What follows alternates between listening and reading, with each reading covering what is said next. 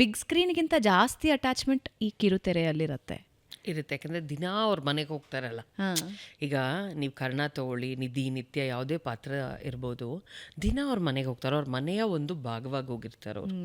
So ಅವ್ರಿಗೇನಂದ್ರೆ ಅವ್ರಿಗಾಗೋ pain ಇವ್ರಿಗೂ ಆಗ್ತಾ ಇರುತ್ತೆ.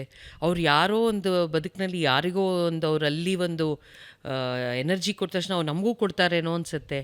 ಅದು ಖಂಡಿತ ಕನೆಕ್ಟ್ ಬೆಳೆಯುತ್ತೆ. And serial industry is something, ಅದನ್ನು ಖಂಡಿತ ನಾವು ತುಂಬ ಸೀರಿಯಸ್ ಆಗಿ ಪರಿಗಣಿಸ್ಬೋದು ಆ್ಯಸ್ ಅ ಬಿಸ್ನೆಸ್ ಮಾಡ್ಯೂಲ್.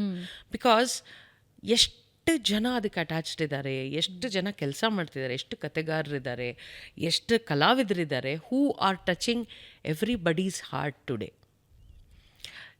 ಈಗ ನಾನೇ ಹೊರಗಡೆ ಹೋದಾಗ, even I am not acting, ಇವಾಗ ನಾನು ಆ್ಯಕ್ಟಿಂಗ್ ಮಾಡ್ತಿಲ್ಲ, but I am behind the screen, but still people talk to me with so much love, so much connect. So ನನಗೆ ಗೊತ್ತಾಗುತ್ತೆ, it is because of television, you know, every day we are reaching them.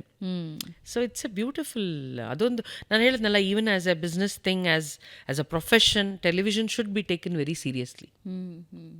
ಯಾಕಂದರೆ ಸುಮಾರು ಜನ ಆ importance ಇನ್ನೂ ಯಾರು ಅರ್ಥ ಮಾಡ್ಕೊಂಡಿಲ್ಲ ಅನ್ಸುತ್ತೆ. ಡೆಫಿನೆಟ್ಲಿ ಓನ್ಲಿ ಮಾಡ್ಕೊಂಡಿಲ್ಲ. ಶ್ರುತಿ ನಾಯ್ಡು ಅವ್ರು ಅರ್ಥ ಮಾಡ್ಕೊಂಡ್ರ.